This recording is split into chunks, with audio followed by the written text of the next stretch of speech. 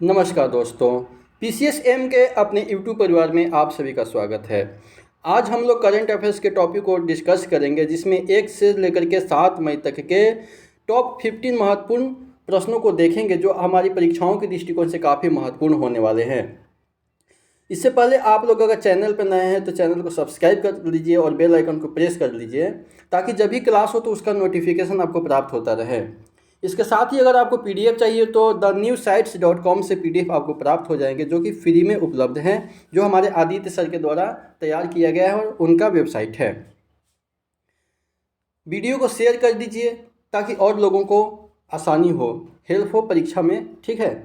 तो चलिए आज का पहला प्रश्न हम लोग देख लेते हैं कि पहला प्रश्न क्या कह रहा है। पहला प्रश्न है हमारा कि हाल ही में कोरोमंडल इंटरनेशनल लिमिटेड के कार्यकारी अध्यक्ष का पद किसने ग्रहण किया है। कोरोमंडल इंटरनेशनल लिमिटेड के कार्यकारी अध्यक्ष का पद किसने ग्रहण किया है। तो ऑप्शन है आपका अरुण अलगप्पन, गैरी कस्टर्न, हर्षित कुमार और या फिर इनमें से कोई नहीं। तो इसका सही उत्तर क्या हो जाएगा हमारा अरुण अलगप्पन जो है, हाल ही में अरुण अलगप्पन को कोरोमंडल इंटरनेशनल लिमिटेड के कार्यकारी अध्यक्ष के पद पे क्या किया गया है, उनको नियुक्त किया गया है। दूसरा प्रश्न हम लोग देखते हैं कि हाल ही में एससीओ रक्षा मंत्रियों की बैठक किस देश में आयोजित की गई है। हाल ही में एससीओ रक्षा मंत्रियों की बैठक किस देश में आयोजित की गई है। तो ऑप्शन है हमारा कजाकिस्तान, पाकिस्तान या फिर ऑप्शन सी है मेरा कंबोडिया और किर्गिस्तान। तो इसका सही उत्तर क्या हो जाएगा, कजाकिस्तान, ठीक है। हाल ही में एससीओ रक्षा मंत्रियों की बैठक कजाकिस्तान में आयोजित की गई है। अगला प्रश्न देखते हैं हम लोग, तीसरा प्रश्न है। तीसरा प्रश्न क्या कर रहा है कि हाल ही में किस देश की संसद ने समलैंगिक संबंधों को अपराध घोषित करने वाला विधेयक पारित किया है। तो समलैंगिक संबंध को अपराध घोषित करने वाला विधेयक किसने पारित किया है। तो ईरान, इराक, सऊदी अरब या फिर अफगानिस्तान। तो इसमें हमारा सही उत्तर क्या हो जाएगा, इराक जो है समलैंगिक संबंध को अपराध घोषित करने वाला विधेयक पारित किया है, इराक, याद रखिएगा, ठीक है। अगला चौथा प्रश्न हम लोग देख लेते हैं कि हाल ही में 21वीं एशियाई एथलेटिक्स चैंपियनशिप अंडर-20 वर्ग में स्वर्ण पदक किसने जीता है।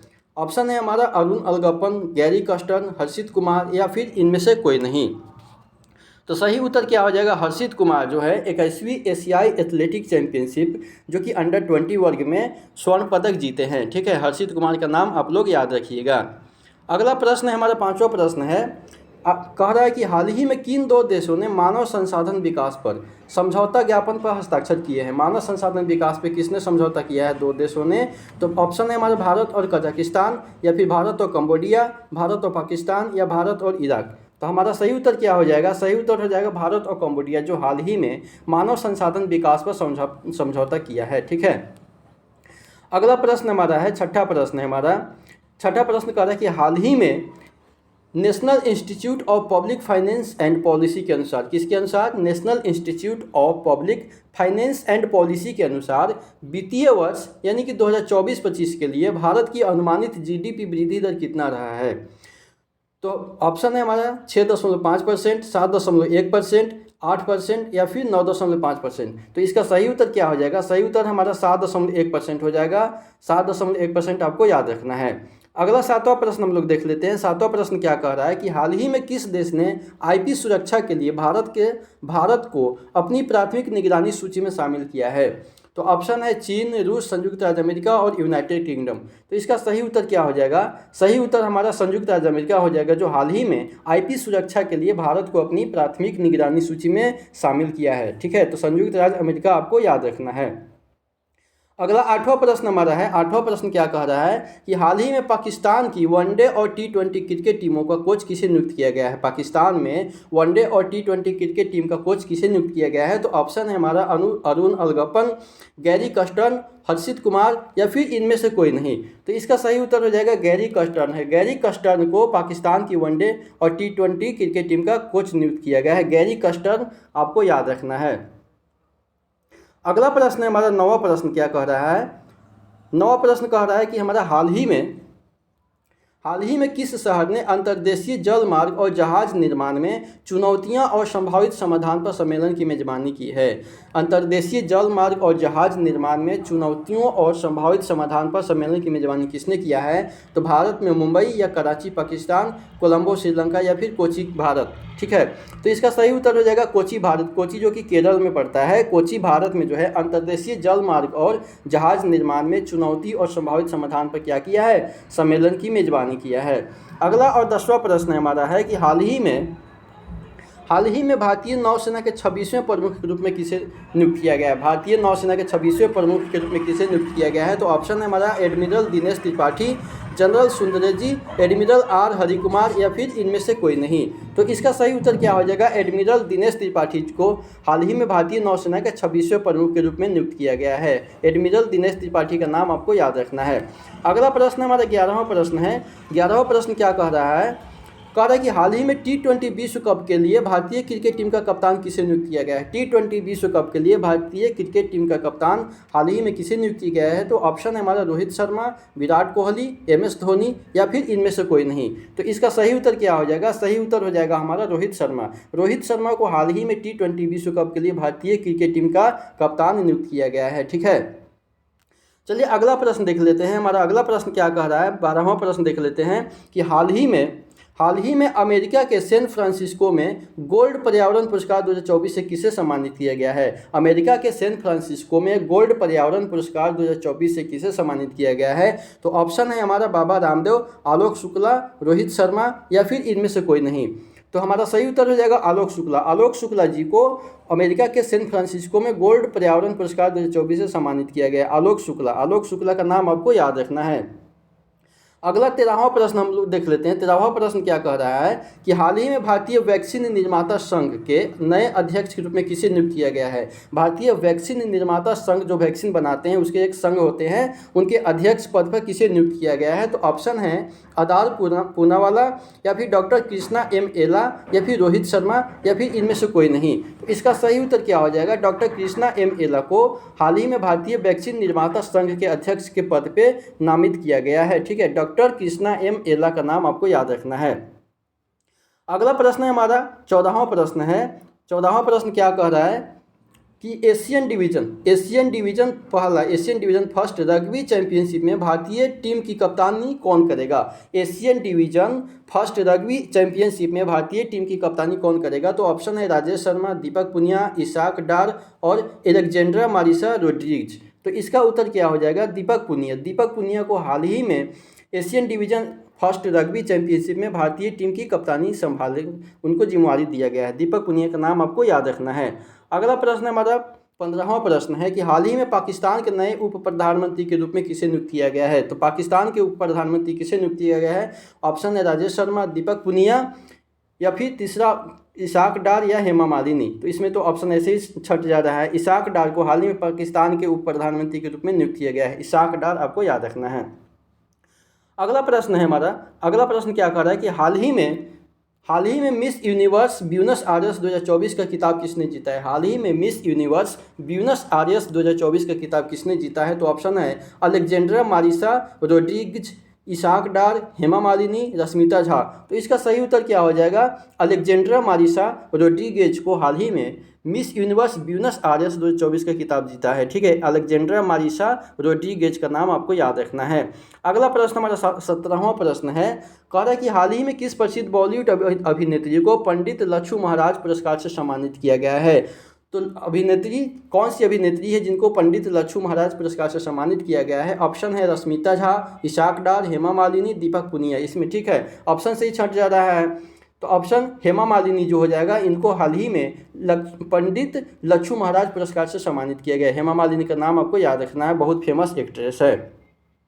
अगला प्रश्न है हमारा 18वां प्रश्न, हाल ही में NTPC के मुख्य सतर्कता अधिकारी CBO के रूप में किसे नियुक्त किया गया है। NTPC के मुख्य सतर्कता अधिकारी के रूप में किसे नियुक्त किया गया है। तो ऑप्शन है इसाक डार, दीपक पुनिया, रश्मिका झा और राजेश शर्मा। तो इसका सही उत्तर क्या हो जाएगा, हमारा रश्मिता झा को हाल ही में NTPC के मुख्य सतर्कता अधिकारी के रूप में नामित किया गया है। रश्मिता झा का नाम आपको याद रखना है। ठीक है, अगला प्रश्न है हमारा 19वां प्रश्न है कि हाल ही में किसकी पुस्तक है। पुस्तक किसकी, द विनर माइंडसेट बहुत फेमस पुस्तक है, भी आई है। आपके प्रश्न में आपके परीक्षाओं में पूछे जाने की संभावना ज़्यादा है। द विनर माइंडसेट किसकी पुस्तक है।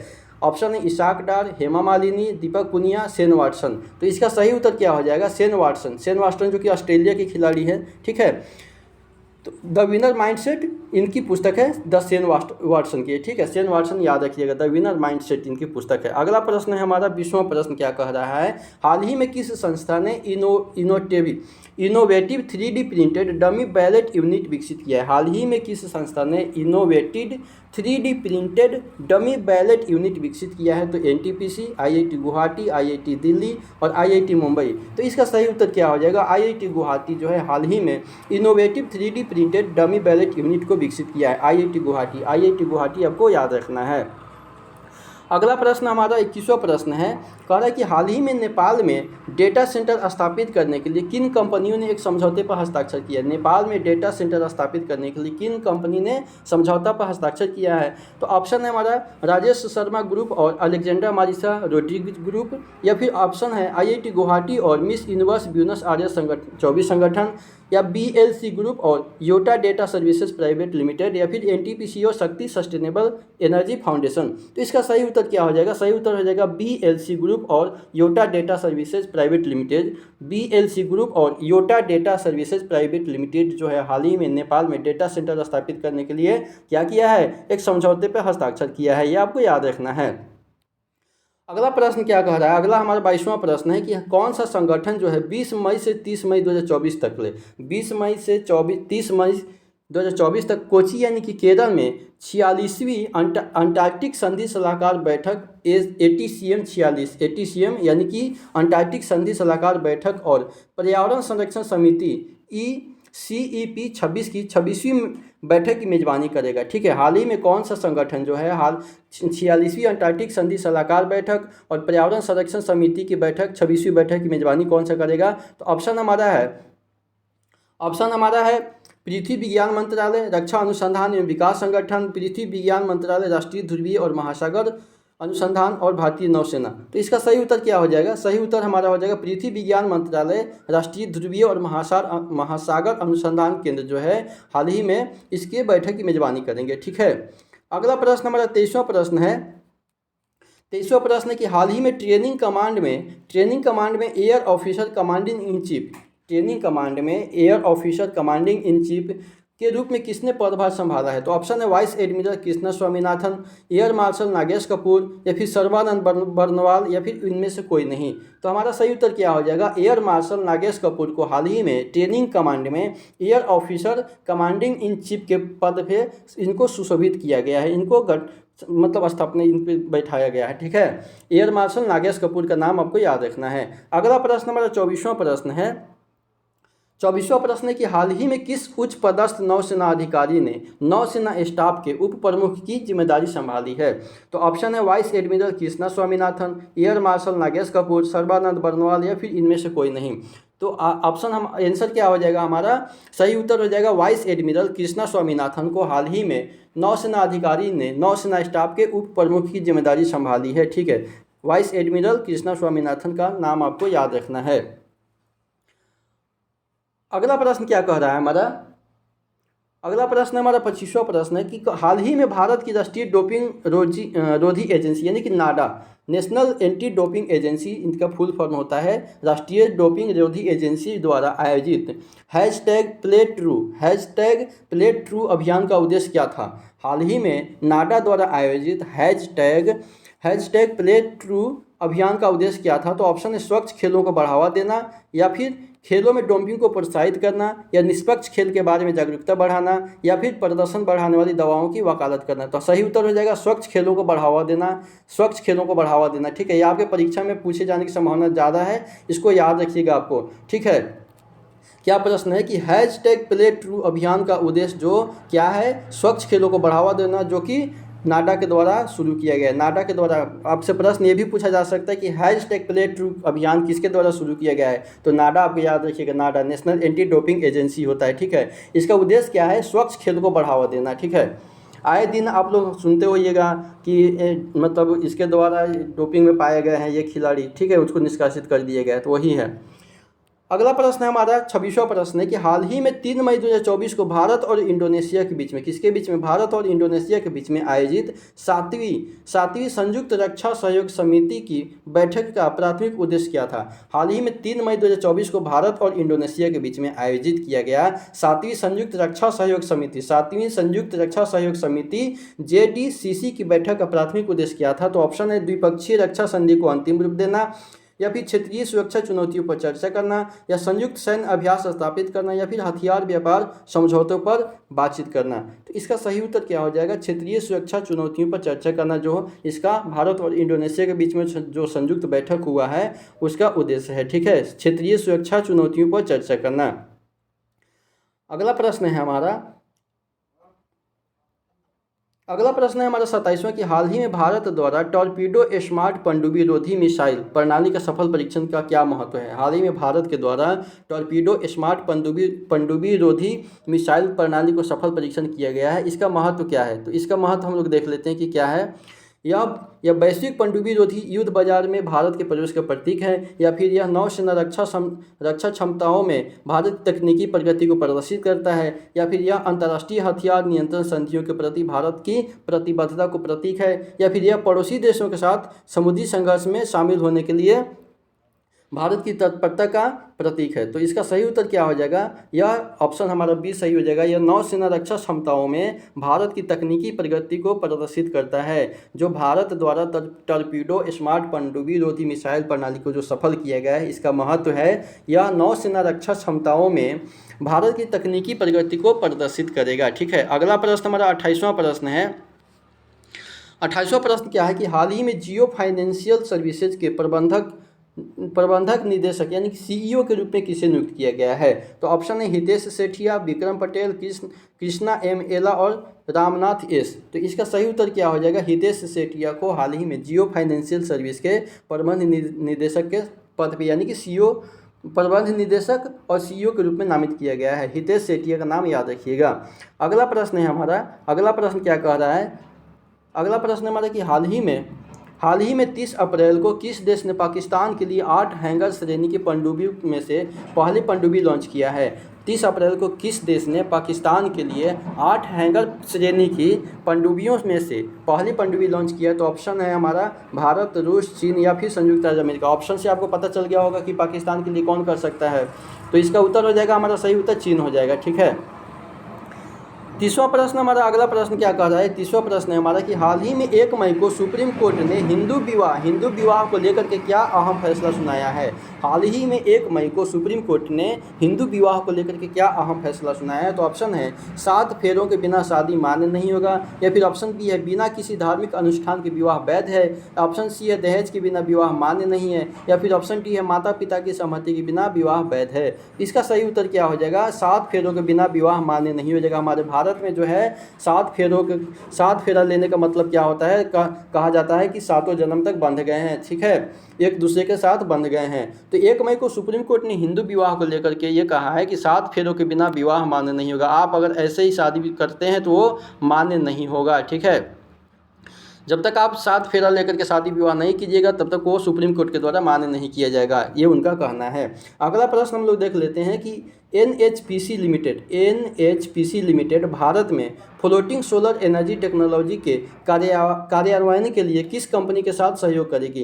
NHPC लिमिटेड भारत में जो है फ्लोटिंग सोलर एनर्जी टेक्नोलॉजी के कार्यान्वयन के लिए किस कंपनी के साथ सहयोग करेगी। तो ऑप्शन है हमारा Norwegian company, Swedish company, Danish company या फिर फिनिश कंपनी। तो इसका उत्तर सही हो जाएगा, क्या हो जाएगा, नॉर्वेजियन कंपनी के साथ में जो है NHPC लिमिटेड जो है भारत में फ्लोटिंग सोलर एनर्जी टेक्नोलॉजी के कार्यान्वयन के लिए इसके साथ सहयोग करेगी। नॉर्वेजियन कंपनी आपको याद रखना है। अगला प्रश्न हमारा 32वां प्रश्न है कि हाल ही में उल्लिखित व्यक्तियों में से कौन पंडित लच्छू महाराज पुरस्कार प्राप्तकर्ताओं में से नहीं है। हाल ही में उल्लिखित व्यक्तियों में से कौन पंडित लच्छू महाराज पुरस्कार प्राप्तकर्ताओं में से नहीं है। तो ऑप्शन प्राची शाह, आलोक शुक्ला या फिर राम बैद्यनाथ या फिर डॉक्टर संध्या पुरी। तो आलोक शुक्ला जो है, आलोक शुक्ला को नहीं दिया गया, आलोक शुक्ला को लच्छू महाराज पुरस्कार नहीं दिया गया। बाकी जो है राम बैद्यनाथन, उसके बाद में प्राची शाह और संध्या पुरी, ठीक है, इन तीनों को दिया गया है। ये आपको याद रखना है। अगला प्रश्न है हमारा, हाल ही में 72 साल के प्लेबैक सिंगर उमा रामानंदन का निधन हो गया है, 1 मई को हो गया। वह किस क्षेत्र से आती थी? कह रहा है कि हाल ही में 72 साल के प्लेबैक सिंगर उमा रामानंदन का निधन 1 मई को हो गया है। वह किस क्षेत्र से आती थी? तो तमिल भाषा से, कन्नड़ भाषा से, या मलयालम से, या फिर तेलुगु से। तो किस भाषा से आते थे? तो वह तमिल भाषा के सिंगर थी। तमिल भाषा के प्लेबैक सिंगर थी कौन? उमा रामानंदा, जिनका 72 साल की आयु में 1 मई को निधन हो गया है। ठीक है। अगला प्रश्न हमारा 34वां प्रश्न क्या कह रहा है कि हाल ही में सातवीं भारत इंडोनेशिया संयुक्त रक्षा सहयोग समिति की बैठक कब और कहां आयोजित की गई है? हाल ही में 7वीं भारत इंडोनेशिया संयुक्त रक्षा सहयोग समिति की बैठक कब और कहां आयोजित किया गया है? 7 मई को नई दिल्ली में, या 3 मई को जकार्ता इंडोनेशिया में, या 3 मई को नई दिल्ली में, या फिर 7 मई को जकार्ता इंडोनेशिया में। तो इसका सही उत्तर क्या हो जाएगा? 3 मई को नई दिल्ली में, जो हाल ही में 7वीं भारत इंडोनेशिया संयुक्त रक्षा सहयोग समिति की बैठक का आयोजन किया गया है। 3 मई को नई दिल्ली में किया गया है, ये आपको याद रखना है। अगला प्रश्न हमारा 35वां प्रश्न क्या कह रहा है? 35वां प्रश्न कि हाल ही में भारत नाइजीरिया संयुक्त व्यापार समिति का दूसरा सत्र कहाँ आयोजित किया गया है? भारत नाइजीरिया संयुक्त व्यापार समिति का दूसरा सत्र कहाँ आयोजित किया गया है? तो ऑप्शन है नई दिल्ली, लागोस, अबुजा और मुंबई। तो हमारा सही उत्तर क्या हो जाएगा? सही उत्तर हमारा अबुजा हो जाएगा, अबुजा। ठीक है। अबुजा में जो भारत नाइजीरिया संयुक्त व्यापार समिति का दूसरा सत्र का आयोजन किया गया है। अगला प्रश्न हमारा क्या है? अगला प्रश्न हमारा है 36वां प्रश्न, देख लेते हैं। इसमें क्या कह रहा है कि हाल ही में उद्योग और आंतरिक व्यापार संवर्धन विभाग DPIIT के नए निदेशक के रूप में किसे नियुक्त किया गया है? उद्योग और आंतरिक व्यापार संवर्धन विभाग DPIIT के निदेशक के रूप में किसे नियुक्त किया गया है? तो ऑप्शन है प्रतिमा सिंह, पूर्णिमा देवी बर्मन, अतुल कुमार अंजान, या फिर इनमें से कोई नहीं। तो हमारा सही उत्तर हो जाएगा प्रतिमा सिंह। प्रतिमा सिंह को हाल ही में उद्योग और आंतरिक व्यापार संवर्धन विभाग के नए निदेशक के रूप में नामित किया गया है। प्रतिमा सिंह का नाम आपको याद रखना है। ये 2009 के भारतीय राजस्व सेवा IRS अधिकारी जो है इनको नियुक्त किया है। ठीक है। अगला प्रश्न हमारा 37वां प्रश्न क्या कह रहा है? 37वां प्रश्न हमारा है, हाल ही में श्रीलंका, UAE और वेस्ट इंडीज में मैच फिक्सिंग के आरोप के कारण अंतर्राष्ट्रीय क्रिकेट परिषद ICC ने किस देश के खिलाड़ी को 5 साल के लिए क्रिकेट से प्रतिबंधित कर दिया गया है? श्रीलंका, UAE और वेस्ट इंडीज में मैच फिक्सिंग के आरोप के कारण अंतर्राष्ट्रीय क्रिकेट परिषद यानी कि ICC के द्वारा किस देश के खिलाड़ी को 5 साल के लिए क्रिकेट से प्रतिबंधित कर दिया गया है? ऑस्ट्रेलिया, भारत, पाकिस्तान, या फिर वेस्ट इंडीज। तो इसका सही उत्तर क्या हो जाएगा? West Indies. वेस्ट इंडीज के खिलाड़ी को मैच फिक्सिंग के कारण उनको 5 साल के लिए प्रतिबंधित कर दिया गया है। अब वो 5 साल तक कोई नहीं खेल सकते हैं। ठीक है। अगला प्रश्न क्या है, इसका स्पष्टीकरण देख लेते हैं। वेस्ट इंडीज के खिलाड़ी डेवन थॉमस को मैच फिक्सिंग के आरोप में ICC ने 5 साल के लिए क्रिकेट से प्रतिबंधित कर दिया गया था। ठीक है, डेवन थॉमस। अगला प्रश्न हमारा 38वां प्रश्न क्या कह रहा है? 38वां प्रश्न कह रहा है कि हाल ही में IQ एयर के अनुसार किस शहर की पहचान दुनिया के सबसे प्रदूषित शहर के रूप में की गई है? हाल ही में IQ एयर के अनुसार किस शहर की पहचान दुनिया के सबसे प्रदूषित शहर के रूप में की गई है? ऑप्शन है हमारा मुंबई, दिल्ली, काठमांडू, या फिर बीजिंग। इनमें से कौन हो जाएगा? तो सही उत्तर हमारा काठमांडू हो जाएगा। ठीक है, सबसे प्रदूषित शहर, दुनिया के सबसे प्रदूषित शहर में कौन है? अभी काठमांडू है। ठीक है, काठमांडू सबसे प्रदूषित शहर है। अगला प्रश्न हमारा 39वां प्रश्न है कि हाल ही में एशियाई कराटे चैंपियनशिप में पुरुष और महिला युगल का खिताब किस देश ने जीता है? हाल ही में एशियाई कराटे चैंपियनशिप में पुरुष और महिला युगल का खिताब किस देश ने जीता है? तो हमारा तो ऑप्शन क्या है? जापान, चीन, भारत और दक्षिण कोरिया। तो सही उत्तर क्या हो जाएगा? भारत हो जाएगा। भारत जो है भारत ने एशियाई कराटे चैंपियनशिप में पुरुष और महिला युगल का खिताब जीता है। भारत आपको याद रखना है। अगला प्रश्न क्या कह रहा है? अगला प्रश्न हमारा 40वां प्रश्न है कि हाल ही में किस भारतीय एडटेक स्टार्टअप ने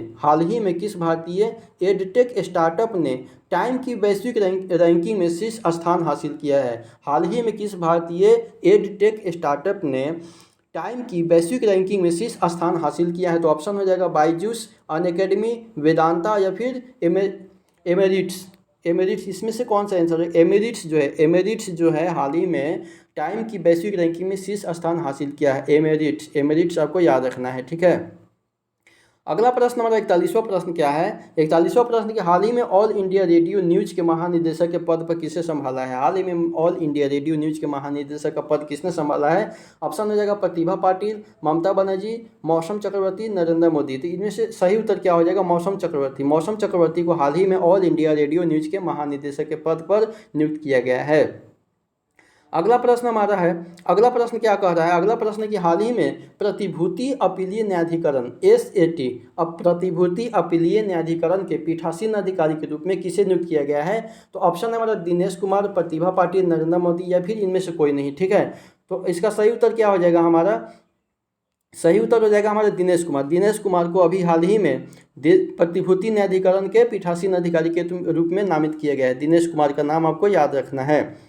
अगला प्रश्न है हमारा, अगला प्रश्न 43वां प्रश्न है कि हाल ही में Manipal academy of higher education, Manipal academy of higher education द्वारा डायरेक्ट की उपाधि से किसे सम्मानित किया गया है? तो ऑप्शन है KV कामत, रघुराम राजन, निर्मला सीतारमन या फिर प्रणव मुखर्जी। इनमें से सही उत्तर हमारा क्या हो जाएगा? KV कामत को जो हाल ही में Manipal academy of higher education के द्वारा डायरेक्ट की उपाधि से सम्मानित किया गया है। KV कामत का नाम आपको याद रखना है।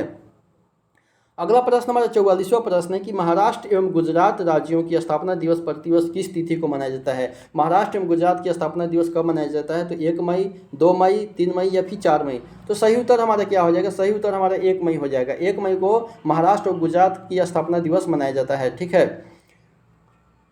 चलिए अगला प्रश्न देख लेते हैं हम लोग 45वां। आप बताइएगा कि महाराष्ट्र और गुजरात की स्थापना दिवस 1 मई तो हो गया था, उसकी सन बताने का कमेंट में आप उसका उत्तर दीजिएगा। ठीक है, कि कब मनाया जाता है, उसकी स्थापना कब हुआ था, महाराष्ट्र और गुजरात की स्थापना कब हुआ था। ठीक है, आपको कमेंट बॉक्स में उसका उत्तर देना है।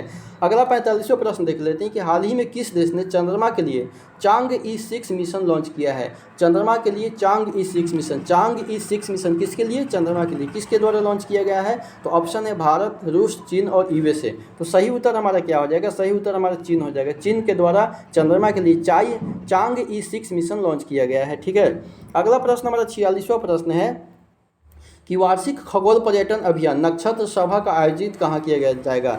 वार्षिक खगोल पर्यटन अभियान नक्षत्र सभा कहाँ आयोजित की जाएगी? ठीक है, तो सही अब हम उत्तर हमारा ऑप्शन क्या हो जाएगा? हमारा ऑप्शन है हमारा महाराष्ट्र, केरल, उत्तराखंड और राजस्थान। तो सही उत्तर हमारा हो जाएगा उत्तराखंड। उत्तराखंड में जो है खगोल पर्यटन को बढ़ावा देने के उद्देश्य से नक्षत्र सभा अभियान की मेजबानी किया जाएगा उत्तराखंड में। उत्तराखंड आपको याद रखना है, खगोल पर्यटन को बढ़ावा देने के उद्देश्य से नक्षत्र सभा उत्तराखंड में। ठीक है, अगला प्रश्न हमारा 47वां प्रश्न है। 47वां प्रश्न कह रहा है कि हाल ही में कौन सी कंपनी दुनिया की पहली CNG संचालित मोटरसाइकिल लॉन्च करने के लिए तैयार है? हाल ही में कौन सी कंपनी दुनिया की पहली CNG संचालित मोटरसाइकिल लॉन्च करने के लिए तैयार है? तो ऑप्शन है हमारा हीरो मोटोकॉर्प या TVS motor company, Bajaj auto या फिर Honda motorcycle and scooter India. तो ठीक है, इसका उत्तर क्या हो जाएगा?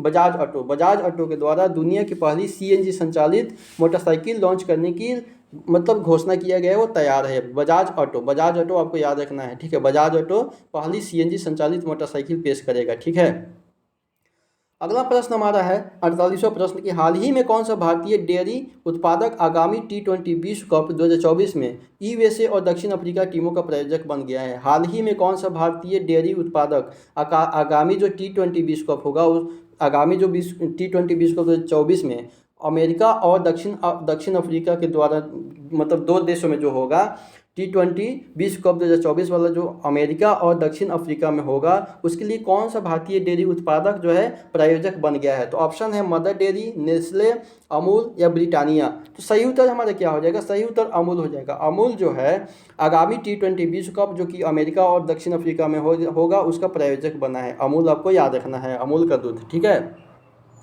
अगला प्रश्न है कि हाल ही में राष्ट्रीय जूट बोर्ड के सचिव के रूप में किसे नियुक्त किया गया? राष्ट्रीय जूट बोर्ड के सचिव के रूप में किसे नियुक्त किया गया है? तो ऑप्शन है भूषण सिंह, राजेंद्र कुमार, संजय शर्मा या फिर मनोज पटेल। तो हमारा सही उत्तर क्या हो जाएगा? भूषण सिंह। भूषण सिंह को हाल ही में राष्ट्रीय जूट बोर्ड के सचिव के रूप में नियुक्त किया गया। भूषण सिंह को याद रखिएगा। ठीक है, अगला प्रश्न हमारा 50वां प्रश्न है कि हाल ही में gulf gulf youth games 2024, gulf youth games 2024 में किस देश ने प्रथम स्थान हासिल किया है? गल्फ यूथ गेम्स 2024 में ऑप्शन है कतर, सऊदी अरब, संयुक्त अरब अमीरात या फिर ओमान। तो सही उत्तर हमारा क्या हो जाएगा? संयुक्त अरब अमीरात। संयुक्त अरब अमीरात जो है हाल ही में गल्फ यूथ गेम्स 2024 में इसमें प्रथम स्थान हासिल किया है, संयुक्त अरब अमीरात, यूएई आपको याद रखना है। अगला 51वां प्रश्न है। 51वां प्रश्न है कि हाल ही में नामीबिया में यूपीआई के समान तत्काल भुगतान प्रणाली विकसित करने के लिए किस भारतीय संगठन ने बैंक ऑफ नामीबिया के साथ सहयोग किया है? नामीबिया में यूपीआई के समान तत्काल भुगतान प्रणाली विकसित करने के लिए किस भारतीय संगठन ने बैंक ऑफ नामीबिया के साथ सहयोग किया है? तो ऑप्शन है आरबीआई, सेबी, एनपीसीआई या फिर आईआरडीएआई। ठीक है, तो सही उत्तर हमारा क्या हो जाएगा? एनपीसीआई। एनपीसीआई जो है नामीबिया में यूपीआई के समान तत्काल भुगतान करने के लिए वहाँ के नामीबिया बैंक ऑफ नामीबिया के साथ में क्या किया है? सहयोग किया है। ठीक है, एनपीसीआई नाम आपको याद रखना है, एनपीसीआई नामीबिया। ठीक है, अगला प्रश्न हमारा क्या 52वां प्रश्न है।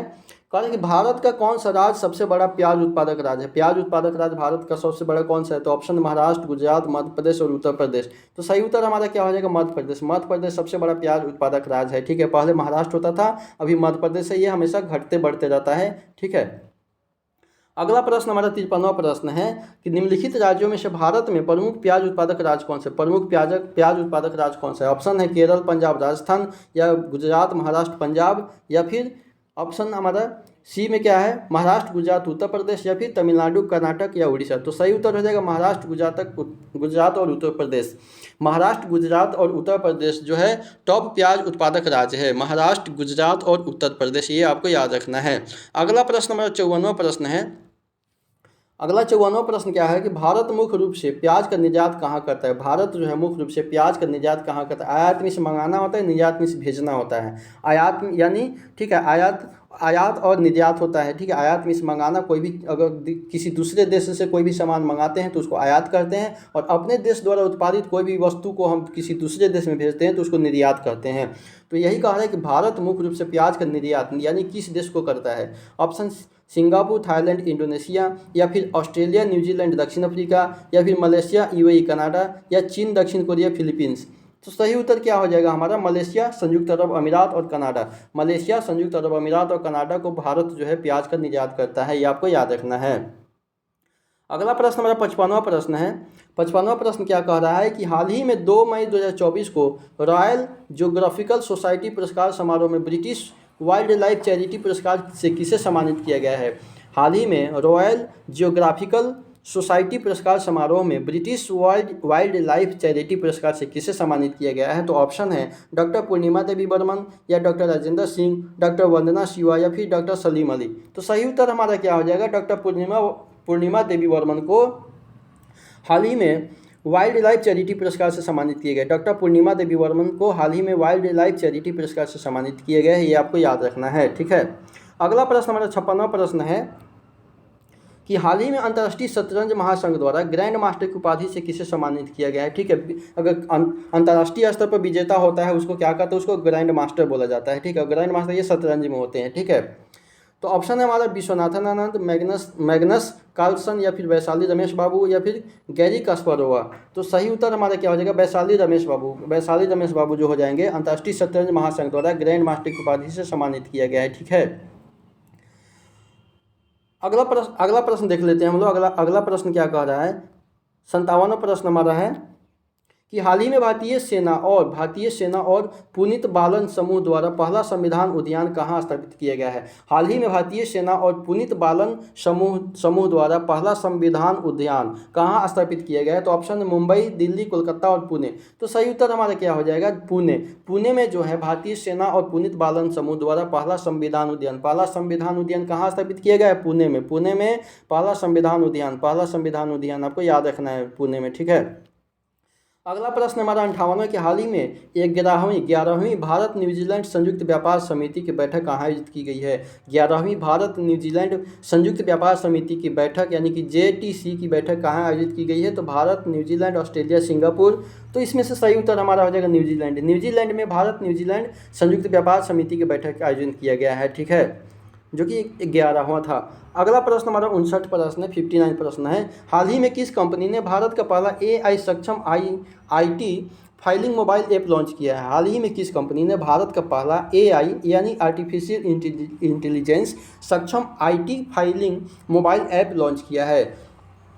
तो अब ऑप्शन हमारा क्या हो जाएगा, इन्फोसिस या फिर TCS, उसके बाद में EZTX या फिर H&R ब्लॉक। तो इसमें से सही उत्तर हमारा क्या हो जाएगा, सही उत्तर हो जाएगा EZTX। ठीक है, EZTX भी बोल सकते हैं, EZTX भी बोल सकते हैं। इसके द्वारा भारत का पहला AI सक्षम IT filing mobile app launch किया गया है। EZTX कह सकते हैं, EZTX भी कह सकते हैं। जैसे पढ़ना है आपको पढ़ लीजिएगा, याद रखना है, बस एग्जाम में सही हो जाए। अगला प्रश्न है कि हाल ही में राष्ट्रीय सौर ऊर्जा संस्थान के महानिदेशक की भूमिका किसने संभाली है? ठीक है, उसको कौन संभाला है? तो ऑप्शन है डॉक्टर सलीम अली, जयसिंडा ऑर्डन, या फिर प्रोफेसर मोहम्मद रिहान, या फिर ऑप्शन डी हमारा क्या हो जाएगा, डॉक्टर मनमोहन सिंह। तो हमारा उत्तर क्या हो जाएगा, प्रोफेसर मोहम्मद रिहान। प्रोफेसर मोहम्मद रिहान जो है अलीगढ़ मुस्लिम विश्वविद्यालय के प्रोफेसर मोहम्मद अली रिहान राष्ट्रीय सौर ऊर्जा संस्थान के महानिदेशक बने हैं। अगला प्रश्न हमारा क्या कह रहा है, अगला प्रश्न हमारा है, हाल ही में विश्व प्रेस स्वतंत्रता सूचकांक 2024 में भारत को कौन सा स्थान प्राप्त हुआ है? विश्व प्रेस स्वतंत्रता सूचकांक 2024 में भारत को कौन सा स्थान प्राप्त हुआ है? तो 143वां, 159वां, 175वां या फिर 187वां? इसका सही उत्तर क्या हो जाएगा, 159वां जो है। हाल ही में भारतीय विश्व प्रेस स्वतंत्रता सूचकांक में भारत का स्थान 159वां स्थान है। ठीक है, ये आपको याद रखना है। अगला और लास्ट प्रश्न है हमारा कि हाल ही में सोलोमन द्वीप के नए प्रधानमंत्री कौन बने हैं? हाल ही में सोलोमन द्वीप के नए प्रधानमंत्री कौन बने हैं? तो ऑप्शन है जॉन की, जयसिंडा ऑर्डन, जेरेमिया मैनले या फिर पीटर ओनली। तो इसका सही उत्तर क्या हो जाएगा, जेरेमिया मैनले को हाल ही में सोलोमन द्वीप के नए प्रधानमंत्री के रूप में नामित किया गया है। ठीक है, तो आज का यही प्रश्न रहा हमारा। हम उम्मीद करेंगे कि आप लोग वीडियो को अंत तक जरूर देखे होंगे, वीडियो आपको जरूर पसंद आया होगा। हम ऐसे ही उम्मीद करेंगे और अगला पार्ट भी हम लेकर के आएंगे। ये 1 से 7 मई तक के प्रश्न थे, बाकी 7 से लेकर के अगला वीडियो हम जरूर लेकर के आएंगे। वीडियो देखने के लिए आप सभी का बहुत बहुत धन्यवाद। आप लोग वीडियो को शेयर कर सकते हैं, लाइक कर सकते हैं अगर आपको पसंद आया हो तो। इससे हमको मोटिवेट मिलता है वीडियो बनाने के लिए। और आपको PDF चाहिए तो thenewsites.com से आप PDF भी प्राप्त कर सकते हैं। ठीक है, तो चलिए, वीडियो देखने के लिए आप सभी का बहुत बहुत धन्यवाद।